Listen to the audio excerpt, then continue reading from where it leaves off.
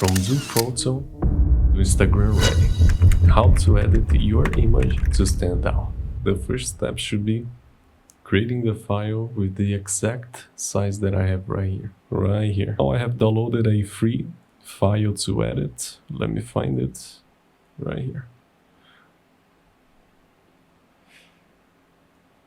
The first step that I always do in all the photos that I make is to look deeply into the image. For any adjustment, just look at what is popping up on the screen. For me is those boots, which is red to brown. So I'm going to reinforce those colors. In the mountain here, in the waterfall, we have those yellowish colors right here and right here. So we can emphasize those two colors. Also, that's going to also emphasize the subject skin. So I simp some elements of blue in the jeans. All right, I'm going to adopt a more teal look, a more bluish look, because it's going to be contrasting with the colors that we have on highlight. That is the boots and the red and the yellows. So it's going to be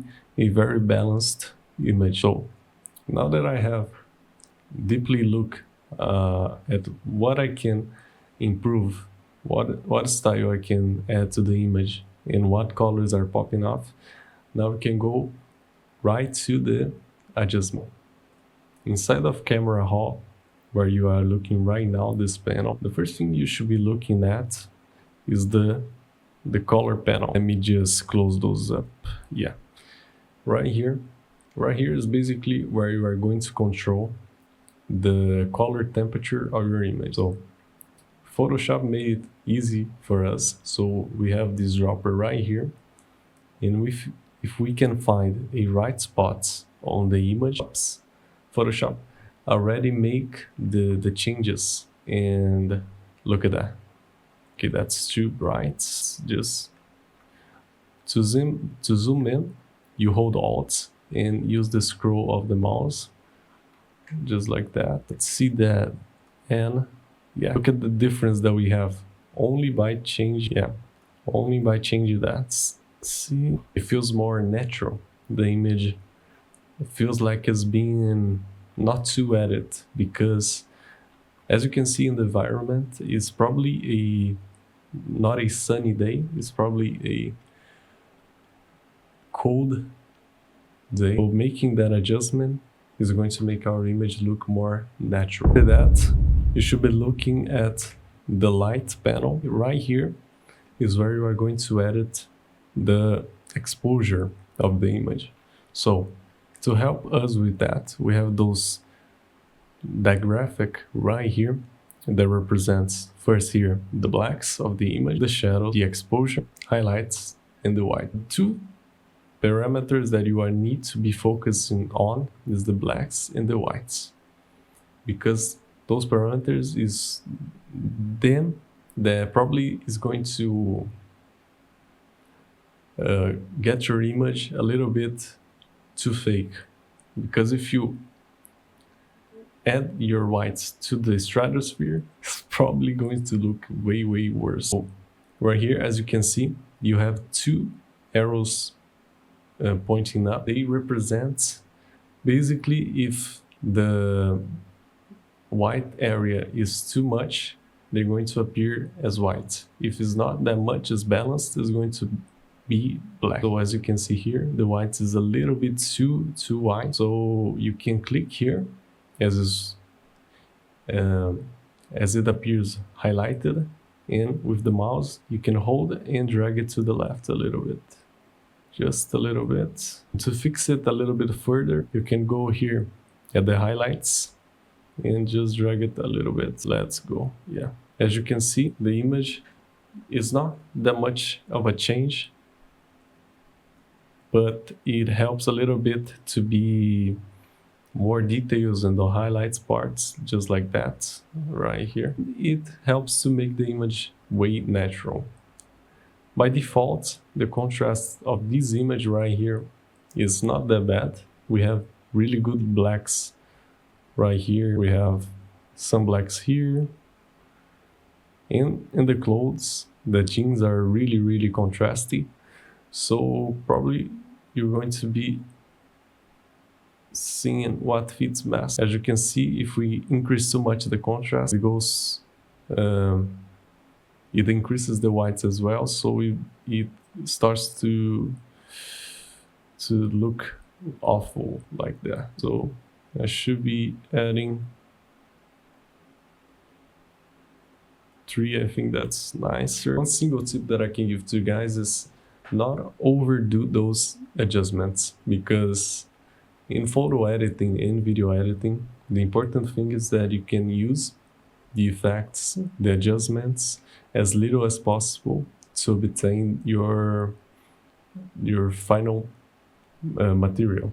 Because if you overdo those things, when the people see the edit, see the photo editing, is not going to be nice. You want to prevent that by adjusting it little by little, just like that. After all, I think that's pretty balanced. That image is not that bad. I looked on a website that has many different raw images, but that one looks great already.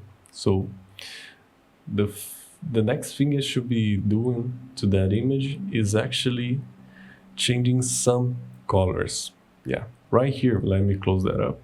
In the color mixer is where you're going to have the hue that's going to change the colors, red to more orange, blue to more cyan, and it goes on. Saturation is going to represent the amount of that color is going to appear on screen. So for example, if I change the orange saturation up, it's going to pop a little bit the boots, as you can see. And if I turn it down, it's going to become a little bit brownish, because you are desaturating the orange parts, just like that. So let me explain the luminance part. So luminance basically is going to represent the amount of lights or dark in a single color. So for an example, the boots, we can lighten them up like this or darken them up. Look at that.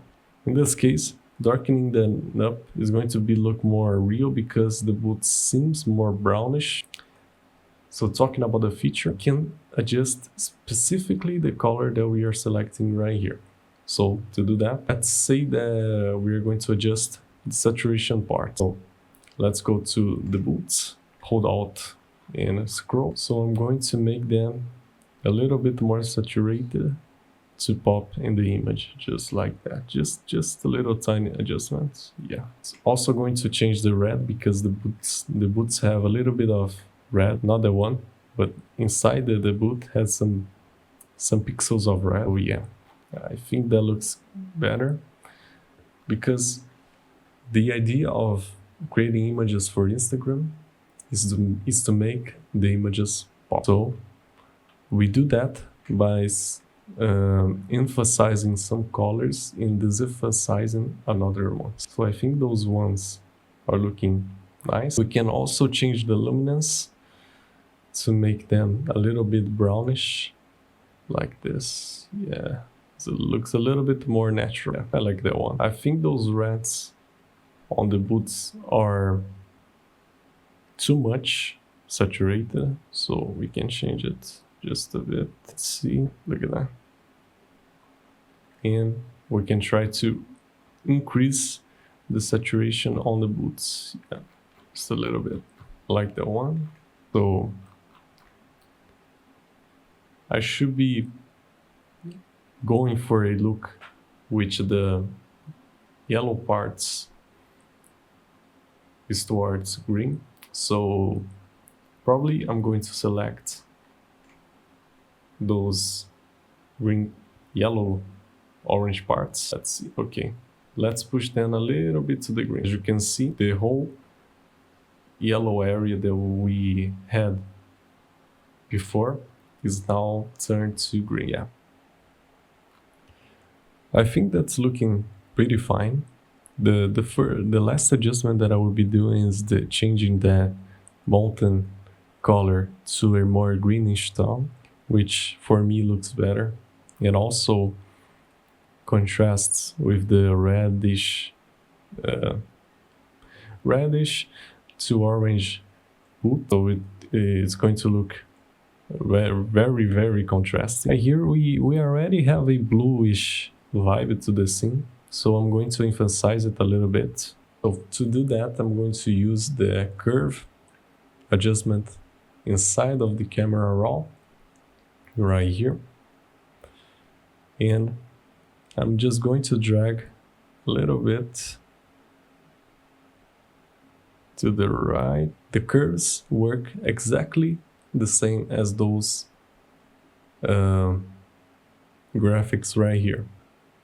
The left part represent the blacks, the right part represent the white. If you move the blacks to the right, it becomes a little bit more darker in the curves. If you move the white a little bit to the left, it becomes whiter. So in that case, I'm going to emphasize a little bit more the blacks. I feel like they are more desaturated, and I want a more piercing look like this. Just a little bit. Yeah, look at that. Subtle, but it makes a pop to the image. Yes. The whites, probably I'm going to leave as it is because it's going to pop too much. Yeah, just a tiny bit like this.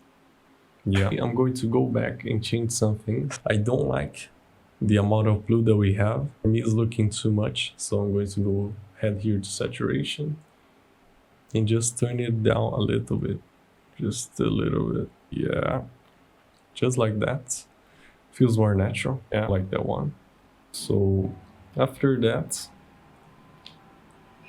I'm going to close the curves and red up to color grade. That part is really important if you want to achieve a really good look to your images. Right here, we have the controls of midtones, shadows, and highlights of our image. The first thing you should be looking at is the shadow wheel. To that image, let me just, I'm selecting the color mixer. Nice. So that image, we have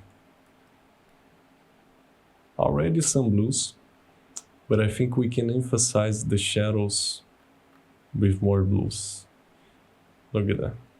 Let me get a really good area of blues. Right close to the gems. Yeah, look at that.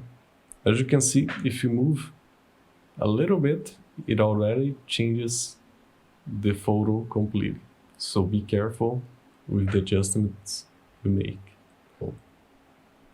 For the vibe, I'm going to go not completely to a greenish look, a cyan look, but I'm going to go for a blue to dark blue look like this. Yeah, see what we have here.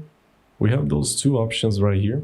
Blending helps you balance the amount of blue into the shadow. So we can drag it a little bit to the left just to get a more natural vibe. That balance also helps with that. A little bit to the right. Yeah. So I use mid-tones, not that much, but for skin, if you're working with blue in the shadows, probably the blues already on the shadow is going to affect a little bit of the skin, because some parts of the skin have some shadows, just like in the neck here, close to the cap.